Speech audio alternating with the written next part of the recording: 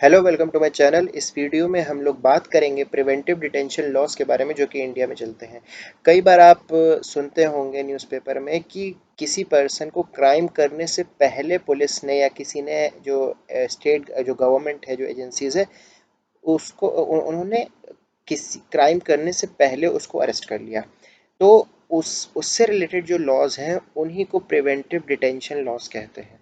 अब देखिए, मैं आपको समझाता हूँ। आर्टिकल 22 जो इंडियन कॉन्स्टिट्यूशन का है, वो दो टाइप के डिटेंशन के बारे में बात करता है। एक जो क्लॉज 1 से क्लॉज 3 तक है, वे प्यूनिटिव डिटेंशन के बारे में बात करता है। और जो 4 से जो 7 तक है, यहाँ गलती हो गई है, क्लॉज 4 से जो 7 तक है, वो प्रिवेंटिव डिटेंशन लॉस के बारे में बात करता है। अब देखिए, दो वर्ड आप जानिए। प्यूनिटिव का मतलब क्या होता है? किसी एक पर्सन ने ऑफेंस किया, क्राइम किया, उसके बाद उसका ट्रायल चलता है, इन्वेस्टिगेशन होती है। इन्वेस्टिगेशन में पुलिस उसको अरेस्ट कर सकती है, उससे पूछताछ कर सकती है, ट्रायल चलता है। उसके बाद अगर कोर्ट उसको कन्विक्ट करती है, तब उसके बाद अगर उसको जेल में डाला जाता है, तो उसको प्यूनिटिव डिटेंशन कहते हैं। प्यूनिटिव का मतलब पूरा ट्रायल चलने के बाद अगर कोर्ट उसको कन्विक्ट करती है, तो उसको प्यूनिटिव डिटेंशन कहते हैं। प्रिवेंटिव का यहाँ क्या मतलब है? प्रिवेंटिव का मतलब है कि क्राइम करने से पहले, सिर्फ इस आशंका में कि वो क्राइम कर सकता है वो इंसान, तो इसका दोनों चीज़, इसका मिसयूज़ भी हो सकता है, इसको अच्छे चीज़ के लिए भी इस्तेमाल किया जा सकता है। कई बार जो गवर्नमेंट्स होती हैं, सेंट्रल गवर्नमेंट, स्टेट गवर्नमेंट, वो नेशनल सिक्योरिटी के लिए, नेशनल जो सिक्योरिटी थ्रेट होता है उससे रिलेटेड, उससे उसके लिए ये प्रिवेंटिव डिटेंशन लॉस पास करती हैं। तो इसलिए जो गवर्नमेंट है वो टाइम टू टाइम पे प्रिवेंटिव डिटेंशन लॉस पास करती है। तीन टाइप के डिटेंशन मैंने आपको बताया, प्यूनिटिव, प्रिवेंटिव, एक और होता है अंडर ट्रायल, जो कि बीच में आपको दिख रहा है। अंडर ट्रायल का मतलब होता है कि अगर एक ने क्राइम किया, उसके बाद उसका बहुत लंबे टाइम तक ट्रायल चलता है, उस टाइम के लिए अगर वो डिटेन किया जाता है, तो वो उसको अंडर ट्रायल डिटेंशन कहते हैं। हम लोग यहाँ पे जो स्पेसिफिकली बात करेंगे वो प्रिवेंटिव डिटेंशन के बारे में बात करेंगे, जो कि आर्टिकल 22 के क्लॉज 4 से 7 तक पावर दी रखी है सेंट्रल गवर्नमेंट को लॉज बनाने की। अब देख लेते हैं इसके बाद कितने टाइप के प्रिवेंटिव डिटेंशन जो लॉज है वो इंडिया में टाइम टू टाइम आए हैं, कितने पास किए गए हैं। अब देखिए, सबसे पहला जो एक्ट था प्रिवेंटिव डिटेंशन एक्ट 1950 का। देखिए, इंडिपेंडेंस के बाद ये पहला एक्ट था, लेकिन ऐसा नहीं कि इंडिपेंडेंस के पहले अंग्रेज़ों ने कोई भी प्रिवेंटिव डिटेंशन का लॉज नहीं बनाया। सबसे अगर आप नीचे देखेंगे तो डिफेंस ऑफ इंडिया एक्ट 1939 का, वो अंग्रेज़ों का ही पास किया हुआ एक एक्ट है जो कि प्रिवेंटिव डिटेंशन लॉस का है। लेकिन वो जो है उसमें जो डिटेन किया जाता है पर्सन्स को, वो उन पर्सन्स को किया जाता है वो जो एलियन एनिमी वाले जो पर्सन रहते हैं। जिस देश से हम लोग की वॉर चल रही होती है, उस देश के जो पर्सन होते हैं, उन लोगों को डिटेन करने के लिए ये एक्ट पास किया गया था इंडिपेंडेंस के पहले। अब इंडिपेंडेंस के बाद देश इतना बड़ा देश है, इसको कोई थ्रेट ना हो, इसलिए उसको बचाने के लिए कई सारे प्रिवेंटिव डिटेंशन लॉस पास किए गए। इसमें सबसे पहला जो है वो प्रिवेंटिव डिटेंशन एक्ट 1950 में, जो कि एक साल के लिए एक्सटेंड होता गया। 1969 में इसको ख़त्म कर दिया गया। बहुत फेमस एक केस है, आपने सुना होगा, ए के गोपालन वर्सेस स्टेट ऑफ मद्रास, जो कि 1950, जो कि सीपीआई के एक बहुत जाने माने पॉलिटिशियन के, इनको अरेस्ट कर लिया गया था इसी लॉ के तहत। तो ये सुप्रीम कोर्ट पहुंच गए थे इसको चैलेंज करने। उसके बाद एक बहुत ही फेमस एक्ट आता है Misa act, maintenance of internal security act 1971, जो कि इंदिरा गांधी ने पास करवाया था। इसमें एडीएम और डिस्ट्रिक्ट मजिस्ट्रेट और एडीएम को पावर दी रखी थी अरेस्ट करने की। इमरजेंसी के टाइम पे ये कहा माना जाता है कि अराउंड 40,000 प्लस अरेस्ट हुए इस एक्ट के तहत। इन इमरजेंसी आपको पता है 1975 जून से लेकर 1977, ऑलमोस्ट 2 साल 2.5 साल तक थी। तो उसके अंदर अंदर 40,000 प्लस अरेस्ट हुए इमरजेंसी के।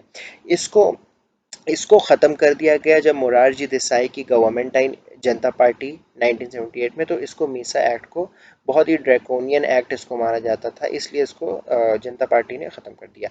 अब 1974 में एक और इंदिरा गांधी ने एक्ट पास करा, जो कि स्मगलिंग और फॉरेन एक्सचेंज से रिलेटेड था, जो कि आज के टाइम तक चला आ रहा है, जिसको कोफे पोसा 1974 कहते हैं। तो स्मगलिंग से रिलेटेड और फॉरेन एक्सचेंज से जितने भी इलीगल काम होते हैं, उससे रिलेटेड अगर कोई स्मगलिंग हो रही है, तो उसको, उस पर्सन को प्रिवेंटिव डिटेंशन, मतलब जब मैं प्रिवेंटिव डिटेंशन का, इसका मतलब क्राइम करने से पहले उसको डिटेन कर लेना। तो इस एक्ट के तहत डिटेंशन होते थे। उसके बाद 1980 में इंदिरा गांधी जब फिर से पावर में आई, फिर उन्होंने एक बहुत स्ट्रिक्ट एक्ट पास करवाया, नेशनल सिक्योरिटी एक्ट एनएसए, जिसको हम लोग हिंदी में रासुका भी कहते हैं, वो 1980 में पास करवाया, जो कि आज के टाइम तक चला आ रहा है। आज के टाइम तक कोफेपोसा भी चल रहा है और एनएसए भी चल रहा है।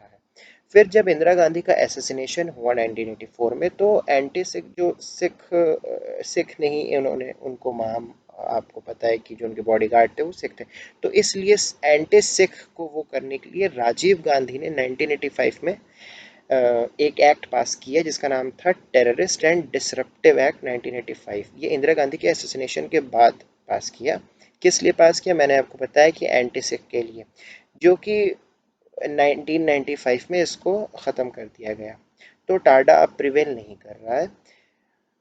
तो उसके बाद जब एनडीए की गवर्नमेंट आई, जो अटल बिहारी वाजपेयी की गवर्नमेंट आई, उसके बाद उन्होंने एक एक्ट ऑर्डिनेंस पास किया, पोटा, जिसको कि प्रिवेंशन ऑफ टेररिज्म ऑर्डिनेंस, जो कि 2002 में एक्ट बन गया। ये एनडीए गवर्नमेंट ने पास किया। आपको पता है 2001 में अमेरिका में अटैक भी हुआ था, तो उससे चलते ही ये एक्ट इंडिया में पास हुआ था, जिसको 2004 में ख़त्म कर दिया गया।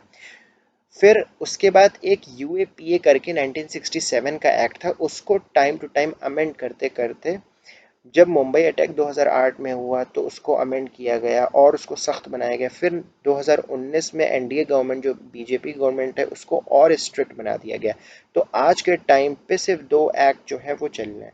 एक एनएसए है 1980 का, जो इंदिरा गांधी ने पास करवाया था, और एक यूएपीए जो एक्ट है। ये दोनों एक्ट जो प्रिवेंटिव डिटेंशन के हैं, सेंटर में ये दोनों प्रिवेल कर रहे हैं।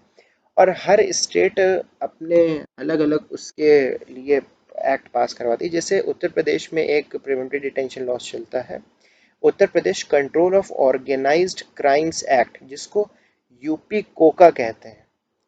तो जब योगी आदित्यनाथ की गवर्नमेंट जब 2017 में आई, तो ये एक्ट पास करवाया उन्होंने, जिसको यूपी कोका कहते हैं। तो हर स्टेट अपने हिसाब से प्रिवेंटिव डिटेंशन लॉस वही सेम आर्टिकल 22 के उस पे पावर से रिलेटेड अपने एक्ट बनाती है हर स्टेट में। ये मैंने जितना आपको बताया ये सेंटर का लॉस था। तो इस वीडियो में इतना ही। मैंने आपको बताया कि प्रिवेंटिव डिटेंशन किसे कहते हैं, प्यूनिटिव डिटेंशन क्या होता है। देखिए, प्रिवेंटिव डिटेंशन को जो गवर्नमेंट होती है वो अच्छे भी इस्तेमाल के लिए, अगर कोई नेशनल थ्रेट है उसके लिए भी यूज़ करती है, लेकिन आमतौर पे ये जो अपोजिशन पार्टीज़ होती हैं, जो हेट स्पीच होती हैं, अभी कई जगह आपने देखा होगा पेपर में कि हेट स्पीच में अरेस्ट कर लिए गए, तो ये सब इन्हीं सब के एक्ट के तहत जो होता है वो अरेस्ट और डिटेंशन किया जाता है।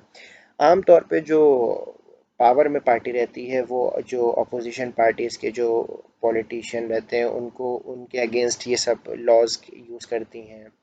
तो ये एक, आप कमेंट्स में बता सकते हैं कि ये अच्छे के लिए यूज़ होता है या बुरे के लिए यूज़ होता है। मैं आपकी राय जानना चाहता हूँ। तो मिलते हैं अगले वीडियो में। इस वीडियो में बस इतना ही था।